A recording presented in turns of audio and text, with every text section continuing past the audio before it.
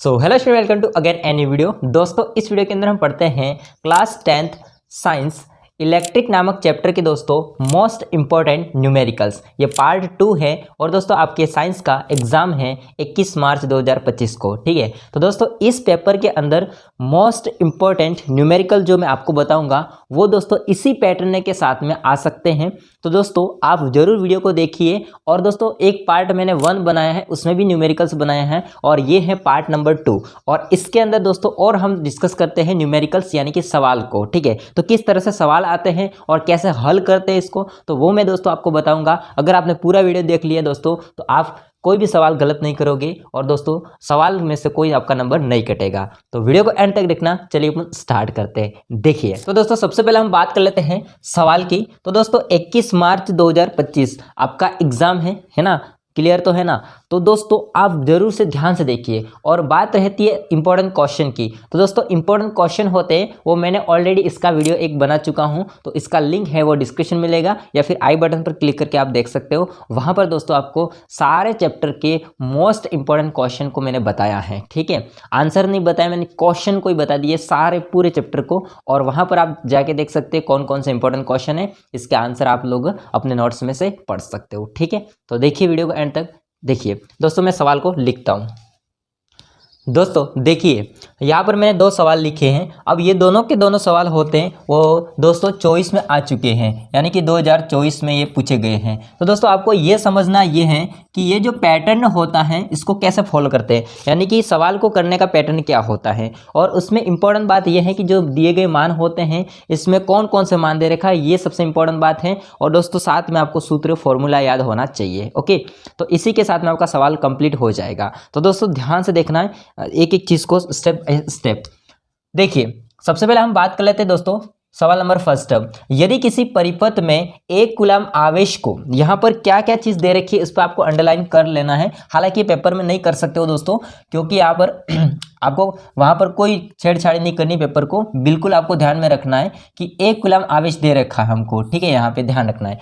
प्रवाहित करने में 1 जूल कार्य करना पड़ता है, यानी कि हमको एक कार्य दे रखा है और साथ में आवेश दे रखा है। ओके, तब दोनों बिंदुओं के बीच विभवांतर होगा या क्या होगा, ये क्वेश्चन हो जाएगा दोस्तों।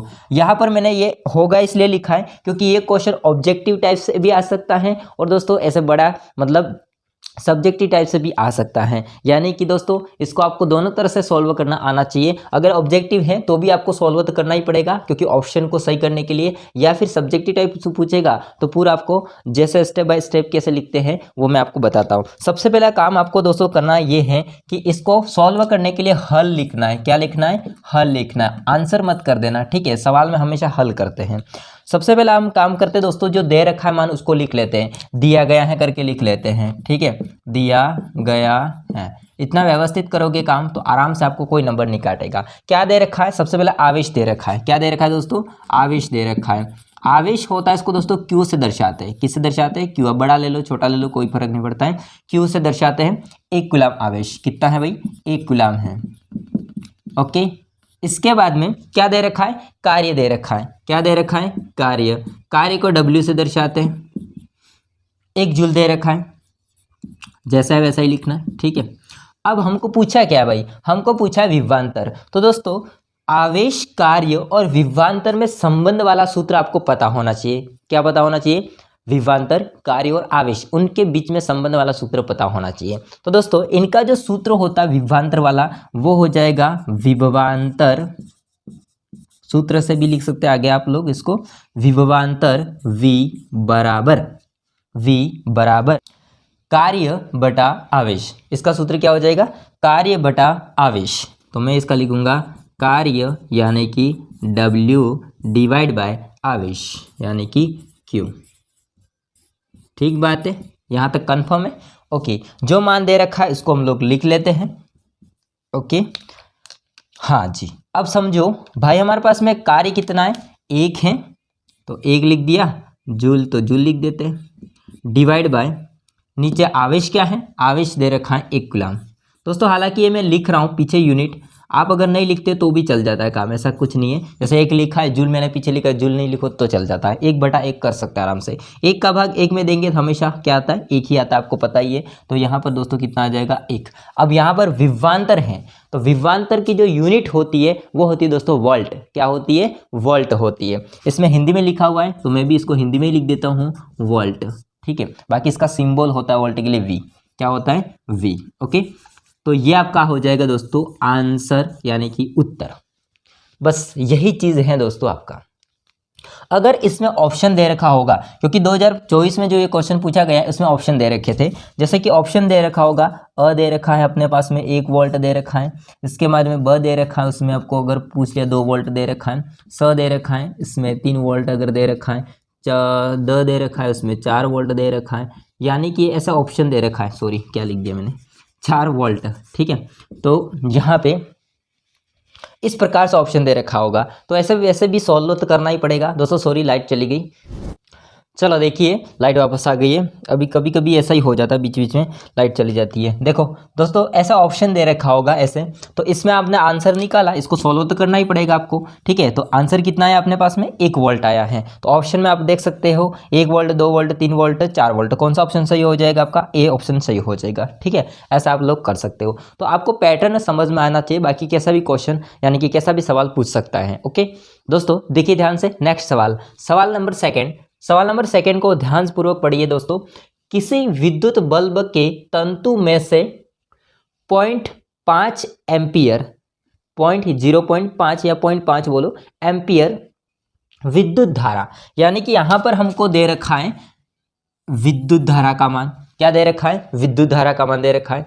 10 मिनट के समय, 10 मिनट समय दे रखा है भाई, समय के लिए प्रवाहित की जाती है, समय के लिए प्रवाहित की जाती है। तो विद्युत परिपथ से प्रवाहित विद्युत आवेश परिमाण ज्ञात कीजिए। तो विद्युत आवेश का परिमाण ज्ञात करना है। ठीक बात है, ओके। तो दोस्तों यहाँ पर क्या क्या चीज दे रखी है और क्या ज्ञात करना है वो हम लोग एक बार तो लिख लेते हैं इसको। ठीक है, तो सबसे पहले अपना काम होता है हल करेंगे, इसको दिया गया है लिखेंगे हम लोग इसको। ठीक है, पैटर्न पता होना चाहिए, दिया गया है ऐसा लिखना है। क्या क्या दे रखा है भैया, तो दे रखा है हमको एक तो विद्युत धारा, तंतु में से निकलने वाली जो विद्युत धारा है वो, तो विद्युत धारा में सीधा लिख रहा है उसको, विद्युत धारा। विद्युत धारा को दर्शाते हैं आई से, किससे, आई से। कितना दे रखा है, 0.5 एम्पियर, 0.5 एम्पियर। ठीक बात है यहाँ तक, ओके। नेक्स्ट क्या दे रखा है, समय दे रखा है। क्या दे रखा है, समय। दोस्तों समय दे रखा है मिनट में, समय को टी से दर्शाते हैं और समय दे रखा है मिनट में। मेरा कहने का मतलब ये है कि जब भी कोई भी समय दे रखा होता है मिनट में या घंटा में, तो फिर इसको सेकंड में कन्वर्ट करना पड़ता है। किस में कन्वर्ट करना पड़ता है, सेकंड में कन्वर्ट करना पड़ता है, क्योंकि दोस्तों समय का जो यूनिट होती है वो होती है सेकंड। इस हिसाब से, यूनिट के हिसाब से दोस्तों कोई भी समय दे रखा हो घंटा या मिनट, इसको हम लोग किस में बदलते हैं, सेकंड में। ठीक है, सेकंड में बदलना है। देखो एक मिनट के अंदर 60 सेकंड होते हैं, तो हम क्या कर देंगे, 60 से गुणा कर देंगे। अगर घंटा में मान दे रखा होता, ध्यान समझिए, अगर यहाँ पर मिनट की जगह पे घंटा दे रखा होता तो हम क्या करते, इसको पहले मिनट में बदलते, 60 का गुणा करते, फिर हम इसको सेकंड में बदलते, तो फिर 60 का गुणा करते, यानी कि 2 बार 60 का गुणा करते। लेकिन यहाँ पर हमको मिनट में दे रखा है, इसलिए इसको सीधा ही हम 60 का गुणा कर देते, सीधा बदल जाएगा सेकंड में। तो 10 गुणा हो जाएगा 60, तो ये बदल गया अब सेकंड में। ठीक बात है, मैं इसको आगे सॉल्वर नहीं कर रहा हूँ क्योंकि आगे काम आएगा ऐसे सॉल्व करने के लिए। ठीक है, हाँ जी। अब हम दोस्तों ध्यान करते हैं विद्युत आवेश। आवेश, विद्युत धारा और समय, इसके बीच में संबंध वाला सूत्र क्या होता है, तो आपको पता होगा दोस्तों, विद्युत धारा का एक सूत्र होता है इन तीनों के बीच में संबंध वाला।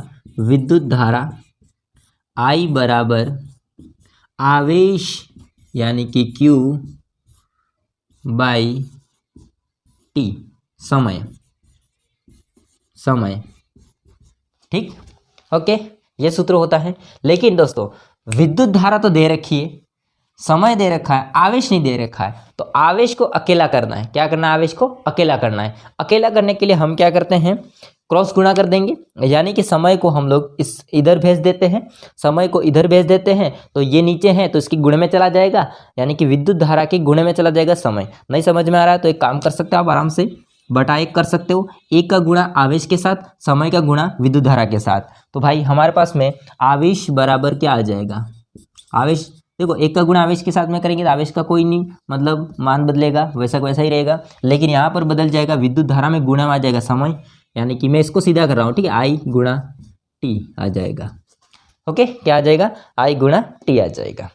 ओके, आगे मान रखो भाई, आई का मान कितना है 0.5, कितना है 0.5, ठीक है, तो 0.5 को मैंने रख दिया, गुणा समय टी कितना दे रखा है, तो ये नहीं लिखना, अब किसको लिखना है, इसको लिखना है, सेकेंड वाले को लिखना है, ठीक है, तो 10 गुणा 60, 10 गुणा 60। ओके, अब हम क्या करते हैं, इस पॉइंट को मैं हटा देता हूँ, इस पॉइंट को मैं हटा देता हूँ, हटाने के लिए एक पीछे एक संख्या है, पॉइंट के बाद में एक संख्या है, तो एक जीरो लग जाएगा, एक जीरो लग जाएगा। अब ये 10 होता है वो नीचे है, बाकी सब ऊपर हैं, तो ऊपर नीचे कट सकते हैं, बराबर होते वो, तो यहाँ से 10 से 10 कट सकता है, या फिर 0 से 0 काट दो, एक ही बात है, तो 10 से हम लोग 10 काट देंगे। बचा क्या, बचा हमारे पास में 5 बचा है और 60 बचा है, क्या बचा है 5 बचा है और 60 बचा है, तो 5 गुणा 60 कर देंगे भाई। ओके, देखो 5 का गुणा 60 में करो, 0 का 0 आ जाएगा, 0 का 0 आ जाएगा, इसको मैं आगे कर यहाँ पे कर देता हूँ, ठीक है, यहाँ पे मैं लिख देता हूँ इसको, आप लोग समझ जाना। ओके, इसको आगे यहाँ पर मैं कर रहा हूँ, 5 गुणा 60 कर देंगे हम लोग, तो कितना आ जाएगा 300 आ जाएगा। अब 300 किस में आएगा, आवेश का मान निकाला है, और आवेश की यूनिट होती है कूलाम। अभी हमने यहाँ पर कहाँ देखा था भाई, ये रहा, ठीक है, आवेश दे रखा था कूलाम में, तो आवेश होता है, इसकी यूनिट होती है कूलाम। कूलाम को सी से लिखते हैं, किससे लिखते हैं, सी से, तो ये आपका आ जाएगा आंसर, क्या आ जाएगा, आंसर आ जाएगा। ठीक बात है, अगर ये भी क्वेश्चन ऑप्शन में दे रखा होता और उसमें ऑप्शन में 300 गुलाम दे रखा होता, तो आप 300 गुलाम पर टिक मार देते और सही हो जाता। ठीक बात है। ओके दोस्तों, तो पैटर्न समझ में आ चुका है। अब जो मैंने यहाँ पर सवाल बताए, 2 सवाल, ये कुछ ऐसे सवाल थे जिसमें हमको सूत्र याद रखने होते हैं, मतलब हमको जो मान दे रखा होता है इसको हम लोग क्या कर लेते हैं, सॉल्व कर लेते हैं। अब जो मैं आगे कुछ क्वेश्चन बताऊंगा दोस्तों, वो क्वेश्चन हो जाएंगे जो समानांतर और श्रेणीक्रम जो संयोजन होता है उनसे रिलेटेड सवाल आ जाएंगे। ठीक है, तो वो आपको चित्र दे रखेगा या फिर सीधा मान दे रखेगा, और उसमें आपको समानांतर संयोजन और श्रेणीक्रम संयोजन जो होता है इसके फॉर्मूले से आपको मान ज्ञात करना होता है, तुल्य प्रतिरोध ज्ञात करना होता है। ठीक बात है, देखिए ध्यान से, स्क्रीनशॉट लेना हो तो लिख सकते हो या फिर ले सकते हो, दोनों बातें हैं, कर लो।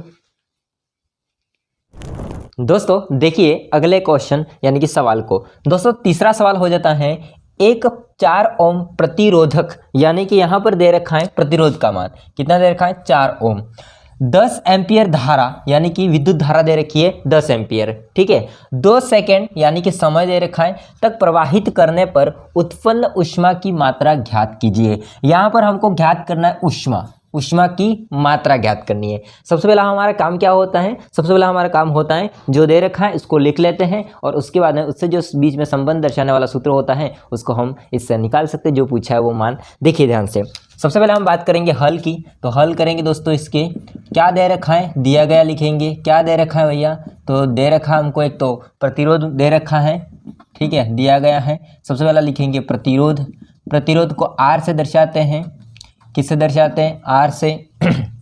ओके, कितना दे रखा है, 4 ओम दे रखा है, तो 4 ओम कर देते हैं। आगे समझते हैं, आगे क्या दे रखा है, विद्युत धारा दे रखी है, आगे दे रखा है विद्युत धारा, विद्युत धारा, विद्युत धारा को आई से दर्शाते हैं, 10 एम्पियर दे रखी है, तो 10 एम्पियर हो जाएगी। आगे क्या दे रखा है, समय दे रखा है, समय दे रखा है दोस्तों, टी दे रखा है, तो टी कितना दे रखा है भाई, तो 2 सेकेंड दे रखा है, कितना दे रखा है, 2 सेकेंड। अब ज्ञात क्या करना है, ज्ञात करना है ऊष्मा। क्या निकालना है, ऊष्मा। तो दोस्तों यहाँ पर प्रतिरोध, विद्युत धारा और समय और ऊष्मा, उसके बीच में संबंध को दर्शाने का एक सूत्र होता है जो कि जूल के नियम के हिसाब से है। ठीक है, तो मैं लिखूंगा जूल नियम के अनुसार, जूल का नियम होता है, ठीक है, उसके अनुसार ऊष्मा का सूत्र, तो जूल का नियम, जूल का नियम से लिख देते हैं। ठीक है, जूल का नियम से ऊष्मा का सूत्र हो जाएगा दोस्तों ऊष्मा, है ना, ऊष्मा की मात्रा। तो इसका सूत्र हो जाएगा, ऊष्मा को H से दर्शाते हैं, किससे दर्शाते हैं, H से दर्शाते हैं, और इसका सूत्र हो जाएगा H बराबर I² RT। ये ध्यान रखना आप लोग, ठीक है, H बराबर हो जाएगा I² RT। दोस्तों अब I² RT मान को रखते हैं, जैसे जैसे सूत्र है वैसे वैसे मान रखते जाएंगे। देखिए H बराबर आगे हो जाएगा I², I का मान कितना दे रखा है 10, तो स्क्वायर का मतलब होता है 10 गुणा 10, 10 गुणा 10। इसके मान है R, इसके मान क्या है R, R का मान कितना है 4, तो 4 कर दिया, और गुणा T का मान कितना है 2, तो 2 कर दिया। अब देखो यहाँ पर सेकंड में दे रखा है समय को, इसलिए हमको आगे बदलने की जरूरत नहीं है। अगर मिनट में दे रखा होता तो हम लोग इसको सेकंड में बदलते तो 60 का गुणा करते, ठीक है, लेकिन वो सेकंड में ही दे रखा है तो बदलने की जरूरत नहीं है। ओके, अब इनको हम आगे आपस में गुणा कर देते हैं, ये हो जाएंगे 100 और गुणा इसका हो जाएगा कितना भैया, तो ये हो जाएगा 8। अब इनके साथ गुणा कर देंगे तो 800। ओके, हीट, और इसका यूनिट क्या होता है ऊष्मा की, तो ऊष्मा की यूनिट होती है जूल, क्या होती है जूल, और ये क्या हो जाएगा दोस्तों आंसर, ठीक है, ये क्या हो जाएगा आंसर। ऐसा हम लोग क्या करते हैं, ज्ञात करते हैं, ठीक है। आ गई बात समझ में। ओके, कुछ डाउट है तो कमेंट करके आप लोग बता सकते हो। बाकी देखिए जो दे रखा था उसको हमने लिख लिया, लिखने के बाद में जूल के नियम से ऊष्मा की मात्रा या ऊष्मा का सूत्र हो जाता है H बराबर I² RT, ठीक है, ये आपके इलेक्ट्रिक नामक चैप्टर के अंदर दे रखा है। ओके, अब हमने इस सूत्र को लिखा है, बस जिसकी जगह पर जो मान है उसको रख देते हैं। I² मतलब 10 का स्क्वायर या 10 गुणा 10 करो, एक ही बात है, और R का मान कितना है 4 है, इसका T का मान कितना है 2 है, रख दिया। अब इसको हम गुणा कर देते हैं, मल्टीप्लाई कर देते हैं, और दोस्तों कितना आ जाएगा 800 जूल आ जाएगा, ठीक बात है। ओके, अब दोस्तों अगले जो आते हैं सवाल वो थोड़े से अलग हैं। ये दोस्तों जो सवाल दे रखा है आपका सवाल नंबर 4 और इसके बाद 5 और इसके बाद जितने भी आगे आएंगे और वो सारे दोस्तों दे रखे हैं श्रेणीक्रम संयोजन और पार्श्वक्रम संयोजन से, ठीक है, श्रेणीक्रम संयोजन और पार्श्वक्रम संयोजन। पार्श्व को हम समानांतर क्रम भी बोलते हैं, क्या बोलते हैं, समानांतर क्रम भी बोलते हैं। तो इनके सूत्र याद होना जरूरी है आपको, ठीक है। श्रेणीक्रम संयोजन होता है दोस्तों, इनका प्रतिरोध तुल्य का सूत्र होता है R बराबर R1 plus R2 plus R3 वगैरह हो जाता है, डिस्टेंस में आगे इसको जाने दूंगा। और दोस्तों पार्श्व समांतर क्रम होता है, इसके लिए तुल्य प्रतिरोध ज्ञात करने का सूत्र होता है 1/R बराबर हो जाएगा 1/R1 plus 1/R2 plus 1/R3, फिर आगे भी जाएगा डैश Rn तक, ठीक है।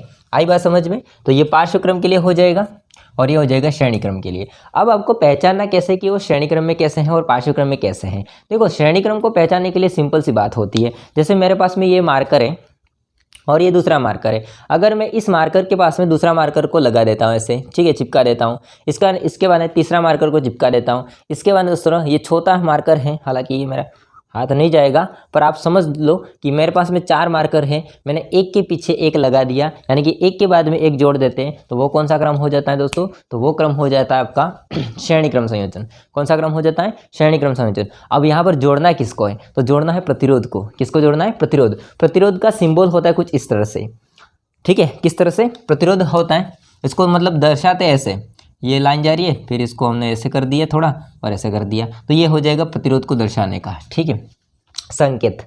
तो इनको हम क्या करते हैं, प्रतिरोधों को एक के बाद में एक जोड़ देते हैं, है ना, तो उसको हम दोस्तों बोलते हैं श्रेणीक्रम संयोजन। अब पार्श्वक्रम संयोजन क्या होता है, तो पार्श्वक्रम संयोजन का मतलब ये होता है कि ये मेरा एक हाथ आप बिंदु मान सकते हो, क्या मान सकते हो, बिंदु मान सकते हो, और दूसरा बिंदु दूसरा मेरा हाथ मान सकते हो। अब ये प्रतिरोध मान सकते हो और मैंने यहाँ पर इसको पकड़ा, ठीक है।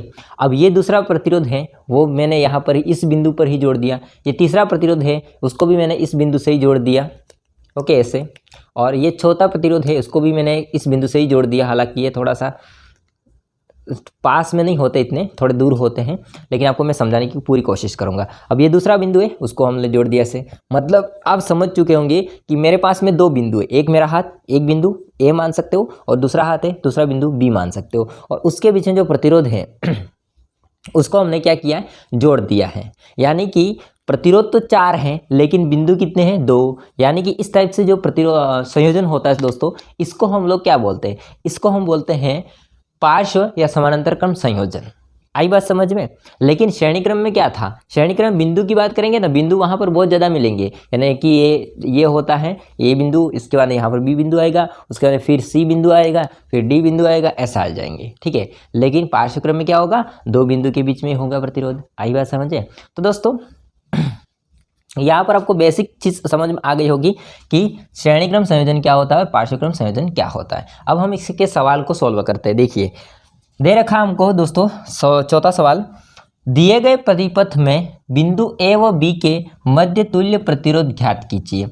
यहाँ पर हमारे पास में तुल्य प्रतिरोध ज्ञात करना है, बिंदु आपका ए है और बी है उसके बीच में। हालांकि दोस्तों यहाँ पर अगर बिंदु एक और जोड़ देते हैं यहाँ पर, तो ये फिर अलग हो जाता है, फिर इसका बहुत मतलब इसका डिफ़िकल्ट हो जाता है फिर मान निकालना। इसलिए मैंने थोड़ा इसको इजी करके बता रहा हूँ कि यहाँ पर मैंने कोई बिंदु नहीं माना है, केवल मैंने बिंदु माना है यहाँ पर ए और बी, उसके मध्य हमको तुल्य प्रतिरोध निकालना है। आई बात समझ में। ओके, अब समझो ध्यान से, अगर मैं दोस्तों इसका दूसरा रूप बताऊं तो आप समझ जाना कैसा है वो। दूसरा रूप में बताऊं तो समझ जाना आप लोग कैसा है वो। बिंदु हमारे पास में ए है और बी है, यानी कि बिंदु मान लेते हैं ये ए, ठीक है, और दूसरा है बिंदु बी, ये मान लिया, ठीक है। अब इसके बीच में 4 प्रतिरोध हैं, 4 वाला क्या है भाई, 4 वाला 4 ओम का प्रतिरोध, 4 वाला नहीं बोलेंगे, 4 ओम का प्रतिरोध है, ठीक है ऐसा। और फिर और 2 प्रतिरोध है भाई, एक इधर एक इधर, लेकिन यहाँ पर कोई बिंदु नहीं है तो इसको मैं सीधा कर सकता हूँ ऐसे खींच करके ऐसे, तो ये बिंदु से जुड़ा हुआ है वो, ठीक है ऐसे।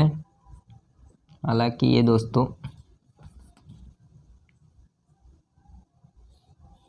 ठीक है, ये मैंने ऐसे जोड़ दिया, एक दूसरा प्रतिरोध है इसको मैंने ऐसे जोड़ दिया, थोड़ा सा बिंदु आगे बनाना चाहिए था, ठीक है। आ गई बात समझ में। तो यहाँ पर दोस्तों ये हो जाएंगे 2 ओम के प्रतिरोध, ये 2 ओम का, ये भी 2 ओम का, ठीक है। अब समझो ध्यान से, बिंदु तो यहाँ पर हमारे पास में 2 ही है, हालांकि इस बिंदु को आप बीच में भी लिख सकते हो यहाँ पे ऐसे, कोई इसमें ज़्यादा अलग बात नहीं है, ठीक है। थोड़ा सा अच्छा दिखेगा तो बीच में बना दो, ये बिंदु बी आ जाएगा, ठीक है। देखो ध्यान से आप, इसमें 2 प्रतिरोध होते हैं वो श्रेणी क्रम में है, मतलब ऊपर वाले जो 2 प्रतिरोध हैं वो श्रेणी क्रम संयोजन में है, एक के बाद में एक है। देखो ये प्रतिरोध उसके बाद में जस्ट ये है, यानी कि ये दोनों प्रतिरोध होते हैं वो श्रेणी क्रम संयोजन में है। अब दोस्तों नीचे वाला अलग है भाई, नीचे वाला अलग है, तो फिर हम क्या करते हैं, सबसे पहले इन दोनों का मान श्रेणी क्रम संयोजन सूत्र से निकाल देते हैं तुल्य प्रतिरोध, और फिर इस दोनों का जो भी मान आएगा वो और नीचे वाला जो प्रतिरोध है वो पार्श्व क्रम संयोजन में हो जाएंगे। कैसा हो जाएंगे, पार्श्व क्रम संयोजन। एक बार मैं निकाल के बताता हूँ, फिर आप लोग इसको समझाऊंगा चित्र के माध्यम से। देखिए हल करेंगे इसको, यहाँ पर दिया गया ऐसा कुछ नहीं लिखेंगे, हालांकि लिखना चाहते लिख सकते हो, मैंने आपको पैटर्न समझा दिया कैसे करना है वो। तो दोस्तों हमको यहाँ पर ए और बी में ये दोनों प्रतिरोध, इसको मान लेता हूँ मैं R1 और इसको मैं मान लेता हूँ R2, ठीक है। ओके ओके, तो देखिए ध्यान से, हम निकालते हैं दोस्तों R बराबर R1 प्लस R2 निकालते हैं, तो क्या हो जाएगा, R बराबर R1 का मान कितना है 2 है भाई, 2 कर दिया, प्लस R2 का मान कितना है 2 है तो 2 कर दिया, इन दोनों को जोड़ देंगे तो कितना हो जाएगा भाई साहब 4 ओम हो जाएगा। कितना हो जाएगा, 4 ओम हो जाएगा, ठीक है। इसको आप लोग मान सकते हो R3, तो भी इसको मानना पड़ेगा आपको R डैश, ठीक है, क्या मानना पड़ेगा R डैश। ओके, तो इसका मान आ गया भाई 4 ओम। अब ये 4 ओम वाला ये कुछ ऐसा आ जाएगा, फिर ये 4 ओम वाला आ गया ना, ओके, और नीचे भी 4 ओम वाला है ऑलरेडी पहले से है वो, तो इसका इस प्रकार का परिपथ बन जाएगा, ये बिंदु ए और ये बिंदु बी, ठीक बात है। बाद में निकालने के बाद में मैंने इसको बनाया है, आप लोग समझ लेना इस चीज़ को। ये वाला R डैश है, इसका मान 4 ओम आया है, इसको मैं यहाँ पे लिख देता हूँ, ये R डैश हो जाएगा आपका, और नीचे R3 है तो उसका 4 ओम है ऑलरेडी, तो उसको हम लोग लिख लेते हैं ये R3 का। अब हम क्या करेंगे, बिंदु ए और बी के मध्य तुल्य प्रतिरोध ज्ञात करेंगे। हालांकि जगह बहुत कम है, मैं कोशिश करता हूँ इसको यहाँ पर करने की। दोस्तों देखो बिंदु ए और बी के मध्य हम तुल्य प्रतिरोध निकालते हैं। बिंदु हमारे पास में ए व बी के मध्य तुल्य प्रतिरोध निकालते हैं। ठीक है, मैं इसको शॉर्ट में लिख रहा हूँ क्योंकि जगह कम है इसलिए। ये बिंदु आपको पूरा लिखना है, बिंदु ए और बी के मध्य तुल्य प्रतिरोध। ठीक है, देखो इसमें हम लोग मान लेते हैं आर बराबर, एक तो हो जाएगा आर डैश हमारा जो निकाला है वो, लेकिन यहाँ पर एक बात, हाँ मैं एक बात भूल गया, पार्श्वक्रम संयोजन के लिए इसको सूत्र हो जाएगा 1/, में कितना हो जाएगा दोस्तों 1/, में हो जाएगा। तो इसको हम करेंगे 1/r बराबर, सॉरी माफी चाहता हूँ मैं, 1/r बराबर 1/r डैश मान लेंगे इसको। ठीक है, 1/r डैश प्लस 1/r3, ये नीचे वाला r3। ठीक है, तो 1/r3, बस कुछ नहीं है, बाकी मान रखो, सिंपल है। क्या है भाई 1/r डैश, r डैश का मान कितना निकाला हमने 4 निकाला, प्लस r3 का मान भी कितना है 4 है, 1/r3 तो 4 हो गया। अब नीचे हो जाएंगे दोनों बराबर, यानी कि लघुत्तम होता है वो, तो 4 आ जाएगा, लघुत्तम एलसीएम हो जाएगा वो 4 आ जाएगा। ठीक है, तो 4 कर दिया, 4 का 4 होता है। अब 4 होता है, दोनों नीचे नीचे समान है, तो ऊपर वाली संख्या आपस में जोड़ सकते हो, बहुत आसान तरीका है। या फिर आप पूरा करना चाहते हो तो पूरा भी कर सकते हो। 4 का भाग देगो 4 में तो 1 बार जाएगा, 1 का गुणा ऊपर वाली संख्या से करोगे तो 1 ही मान होगा। फिर 4 का भाग दोगे 4 में तो 1 बार जाएगा, फिर 1 का गुणा ऊपर वाली संख्या से करोगे तो 1 ही होगा। इतनी पूरी माथापच्ची करने के बजाय अगर नीचे नीचे हर दोस्तों होते हैं वो कैसे हैं, समान हैं, तो एक सिंपल सा ट्रिक होता है कि ऊपर वाली संख्याओं को जोड़ दो। तो 1 + 1 कितना हो जाएगा 2, अरे डायरेक्ट मत लिखो भाई 1। ठीक है, तो कितना हो जाएगा 2/4, लेकिन वो 1/r का मान है, किसका मान है 1/r का मान है, हमको केवल r का मान चाहिए। तो उसको उल्टा कर दो, उल्टा कर दो इसको, r बराबर कितना होगा, तो r बराबर उल्टा करना है तो 4 ऊपर चला जाएगा, 2 नीचे आ जाएगा, और इसका भाग देंगे 4 में तो 2 बार जाएगा, 2 ओम आ जाएगा उत्तर। क्या आ जाएगा 2 ओम आ जाएगा उत्तर। भाई इसका तो अन्याय हुआ इस सवाल के साथ में, तो 5वें सवाल के साथ में इसकी जगह पूरी खा गया। ठीक है, कौन खा गया, क्वेश्चन नंबर 4 आ गई समझ में दोस्तों बात, इसमें कोई डाउट नहीं है ना। एक बार वापस समझा देता हूँ, देखिए ध्यान से। हमारे पास में ये दोस्तों एक परिपथ दे रखा था, इसमें आप देख सकते हो ये बिंदु है, ये बिंदु है, उसके मध्य हमारे पास में 3 प्रतिरोध हैं, इसमें 2 ऊपर हैं एक नीचे हैं। अब यहाँ पर इसको हम थोड़ा सा व्यवस्थित तरीके से देखेंगे तो इसमें बिंदु ए है और बिंदु बी है, उसके मध्य एक प्रतिरोध 4 ओम का है और ऊपर 2 प्रतिरोध है 2-2 ओम के, वो दोनों होते हैं वो श्रेणी क्रम में संयोजन है, मतलब श्रेणी क्रम में जुड़े हुए हैं। तो उनको हम क्या करेंगे, पहले मान निकाल लेते हैं ताकि हमारा आसान हो जाएगा ए और बी बिंदु के मध्य तुल्य प्रतिरोध ज्ञात करने के लिए। ठीक है, अब इनको हमने सिंपल जोड़ दिया, तो जोड़ने के लिए यहाँ पर आ गया मान 4 ओम आ गया। फिर इसको हमने अलग से, मैं आपको समझाने के लिए बनाया नीचे कि इन दोनों को जोड़ने के बाद आर डैश का जो मान आया वो 4 ओम है। हालांकि ये आपको नहीं बनाना है, बस आपको मैं समझाने के लिए इसको बनाया है। ठीक है, डबल बार 4 ओम, नीचे भी 4, और अब ये दोनों होते हैं वो 2 बिंदु के मध्य 2 प्रतिरोध है, इसका मतलब वो कौन से क्रम में है, पार्श्वक्रम संयोजन में है। अब पार्श्वक्रम संयोजन के लिए सूत्र लगाएंगे 1/, वाला, तो 1/r बराबर हो जाएगा 1/r डैश, क्योंकि ये ऊपर हमने r डैश माना है, और 1/r3 नीचे हो जाएगा। ठीक है, अब इसका हम लोग मान रख देंगे, और मान रखने के बाद आपको निकालना है लघुत्तम लेकर के, लघुत्तम 4 आ जाएगा, 1 1 जोड़ देंगे प्लस 2 हो जाएंगे, 2/4, ये 1/r का मान है, हमको r का मान चाहिए तो उल्टा कर देंगे इसको, तो 4/2 हो जाएगा, और भाग देंगे तो 2 ओम आ जाएगा। ठीक बात है। तो दोस्तों इस प्रकार से हम लोग सॉल्व करते हैं परिपथ में जो तुल्य प्रतिरोध होता है ऐसे सवालों को। ठीक है, देखिए नेक्स्ट क्वेश्चन, हालांकि इसको ज़्यादा यहाँ पर नहीं है, 5वें क्वेश्चन होता है भाई, उसका ज़्यादा क्वेश्चन नहीं है यहाँ पे, 5वें क्वेश्चन का सीधा भी कर सकते हैं उसको। देखिए यदि 2 प्रतिरोध है 6 ओम और 3 ओम श्रेणी क्रम संयोजन में जुड़े हुए, ठीक है, कौन से क्रम में जुड़े हुए, श्रेणी क्रम संयोजन में जुड़े हुए, मतलब कुछ इस टाइप से होगा, जैसे कि ये प्रतिरोध हो जाएगा, इसके बाद इसके पास दूसरा प्रतिरोध हो जाएगा, ये 6 ओम का होगा तो ये भाई साहब 3 ओम का होगा। ठीक है, तो फिर इनका समतुल्य प्रतिरोध ज्ञात कीजिए। बस कुछ नहीं करना है, हमारे पास में ये सूत्र है, इसको लगा देना है। क्या आ जाएगा, इसको R1 मान लो भाई, इसको R2 मान लो आप, तो R बराबर हो जाएगा तुल्य प्रतिरोध बराबर R1 + R2 मान लो, दोनों को जोड़ दो, 6 + 3, 6 + 3 आराम से आ जाएगा कितना, 7 8 9। ठीक है, कितना आ जाएगा 9 ओम, यह आंसर आ जाएगा। बस इसमें कोई माथापच्ची नहीं थी ज़्यादा, तो अन्याय नहीं हुआ ना, इसके साथ जगह कम थी, जगह काम में उसका कंप्लीट हो गया है ना काम। ठीक है, दोस्तों ये आपको समझ में आ चुका होगा। अब दोस्तों मैं कुछ और एग्जाम्पल होते उसको फटाफट से आपको सॉल्व करके बता देता हूँ और साथ में आपको भी देता हूँ मैं, है ना। आप भी अगर प्रैक्टिस करना चाहोगे तो मैं इसके लिए आपको यहाँ पर जो परिपथ होते हैं उसको बना करके दे दूंगा, आप लोग आराम से निकाल सकते हो जैसे मैंने सिखाया वैसा, ठीक है। तो अगर आप स्क्रीनशॉट लेना चाहते हो ले सकते हो उसका। दोस्तों देखिए ध्यान से, अगला हम समझते हैं सवाल को। दोस्तों इसमें सवाल में यहाँ पर ये 3 समझाऊंगा, इसके बाद 2 सवाल आपको मैं दूंगा, तो आप लोग ये बाद में कर लेना, ठीक है। इसको ध्यानपूर्वक देखोगे तब वो आपको मैं सवाल दूंगा वो करना, और फिर कमेंट में आकर के इसके आंसर लिखना होगा, ठीक है, जो सवाल दूंगा वो। फिलहाल इतना देखिए छठा सवाल, ठीक है।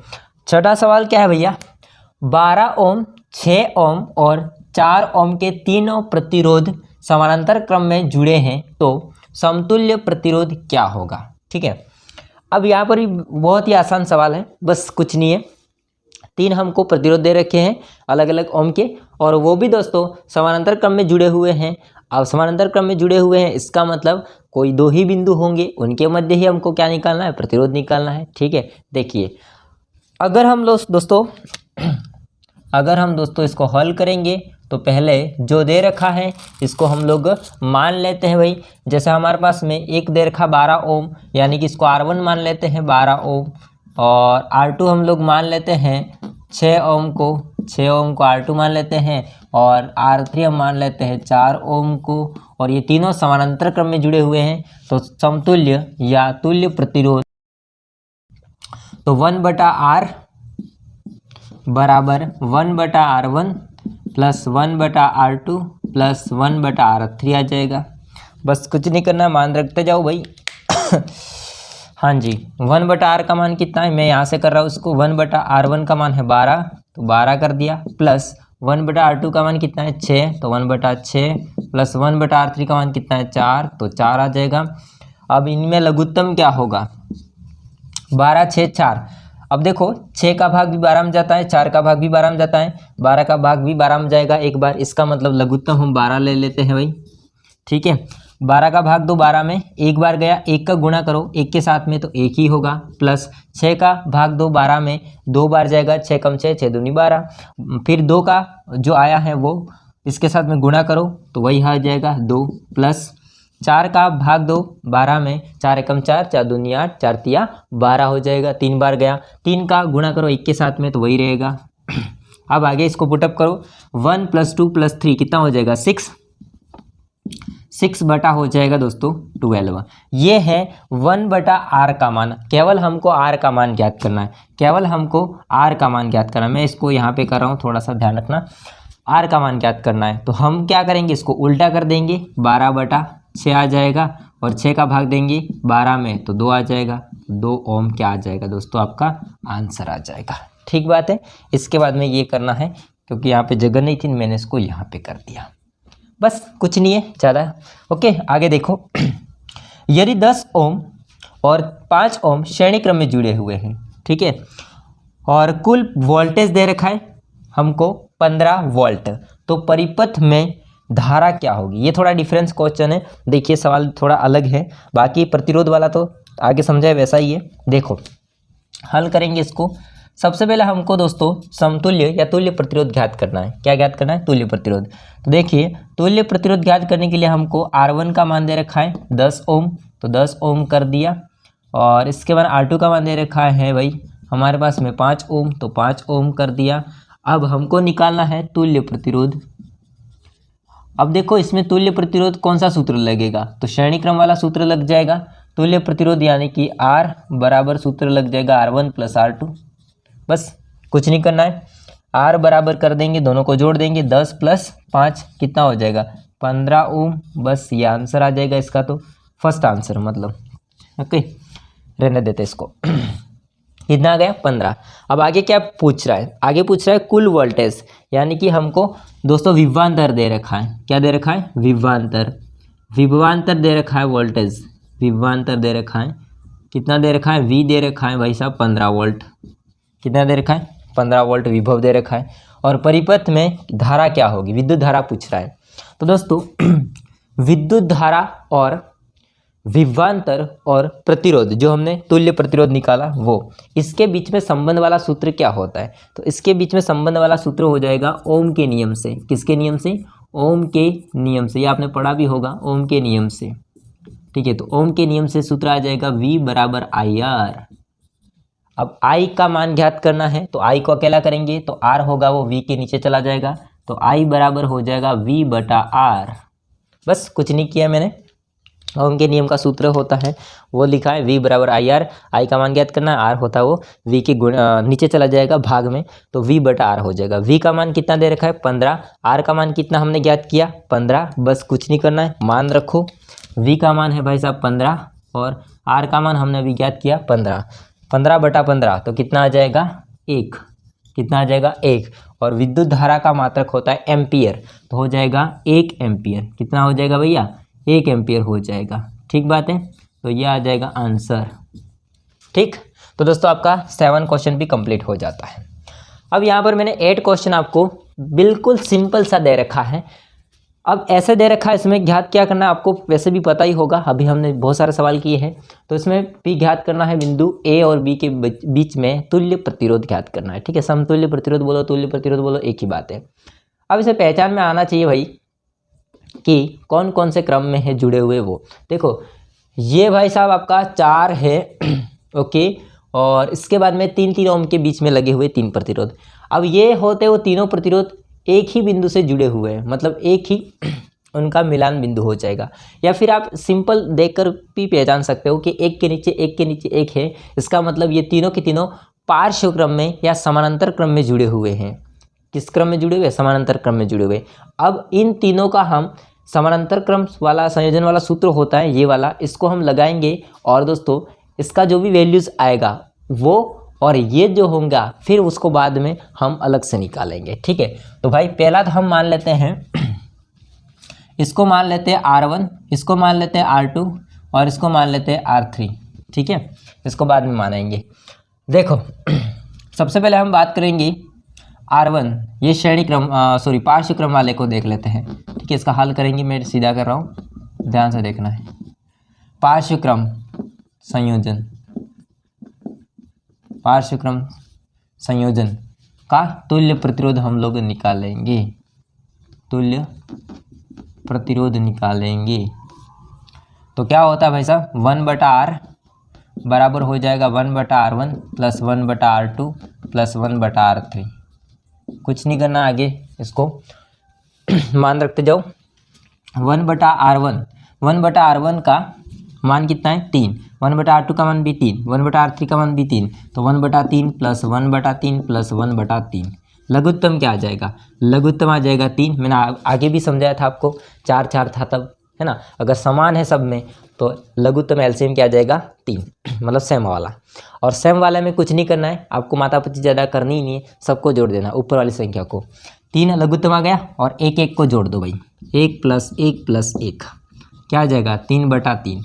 ये 3/3 1/R1 R का मान है, सॉरी 3/3 1/R का मान है, 3/3 होता है वो। और R का मान भी क्या हो जाएगा? वैसे 3/3 ही होगा R का मान, इसमें ज़्यादा चक्कर नहीं है। ठीक है, 3 को उल्टा करके लिखो, ऐसे लिखो, है की बात है, लेकिन लिखना चाहिए। ठीक है, अब भाग देंगे इसका 3 में 3 का, तो कितना आ जाएगा? 1 ओम। कितना आ जाएगा? 1 ओम। तो ये फर्स्ट आ जाएगा दोस्तों R का मान। अच्छा देखो, अब ये जो आया है इन तीनों का मर्ज करके जो आया है, इन तीनों का जो मर्ज करके आया है, मतलब तीनों का मान वो आया है 1 ओम। कितना आया है? 1 ओम। ये 1 ओम और ये 4 ओम अब ये हो जाएंगे श्रेणी क्रम संयोजन में हो जाएंगे, क्योंकि ये देखो 4 के बाद में आपका पूरा हो जाएगा 1 ओम, वो इसके पास में जस्ट लगा हुआ है। ठीक है, तो वो कुछ इस टाइप से होगा, जैसे कि ये 4 ओम वाला हो जाएगा, उसके बाद में ये 1 ओम वाला हो जाएगा। ओके, ये बिंदु A, ये बिंदु B, ये हो जाएगा 4 ओम, ये हो जाएगा 1 ओम।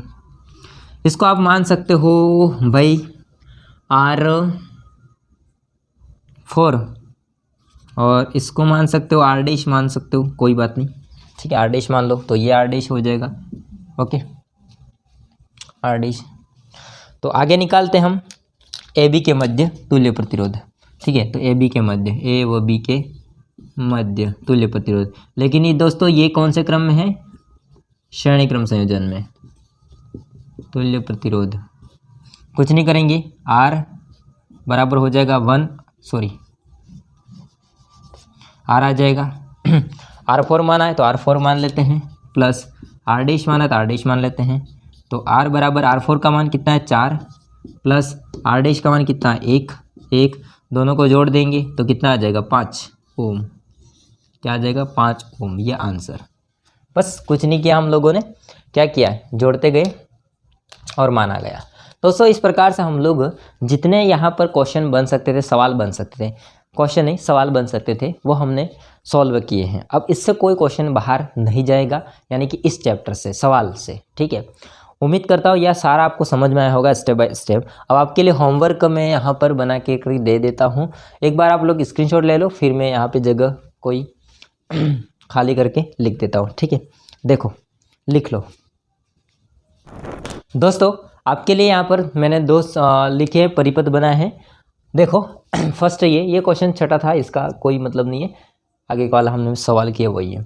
ये जो बनाया है वो है फर्स्ट वाला, तो ये जिसमें P और Q बिंदु है, उसके बीच में 3 प्रतिरोध हैं 6 ओम के, उसका मान ज्ञात करना है। A और B बिंदु है, उसके मध्य भी 3 प्रतिरोध है, उसका मान ज्ञात करना है। फटाफट से आप कर सकते हो, कैसे करना है वो मैंने आपको समझा दिया, ठीक है। अब इन दोनों को आप लोग करके फिर कमेंट में आप इसका आंसर लिख देना, ठीक है। फर्स्ट करके इसका आंसर लिख देना है और सेकंड करके इसका आंसर लिख देना, फाइनल आंसर। ओके दोस्तों मैं उम्मीद करता हूँ आपको सारा समझ में आया होगा, पूरा A to Z। ओके, और दोस्तों इससे कोई क्वेश्चन मतलब सवाल होते वो बाहर नहीं जाएंगे। और फिर भी मैंने आपको कहा जो इंपॉर्टेंट क्वेश्चन थे जो भी साइंस के, वो मैंने ऑलरेडी वीडियो बना रखा है, तो इसका लिंक मैंने डिस्क्रिप्शन दे दिया है, या ऊपर आई बटन पर आप क्लिक करके इसको देख सकते हो। दोस्तों आई होप को सारा समझ में आया होगा। वीडियो पसंद आया तो लाइक करना, चैनल को सब्सक्राइब नहीं कर देना। मिलते हैं नेक्स्ट वीडियो में, तब तक के लिए जय हिंद, वंदे मातरम।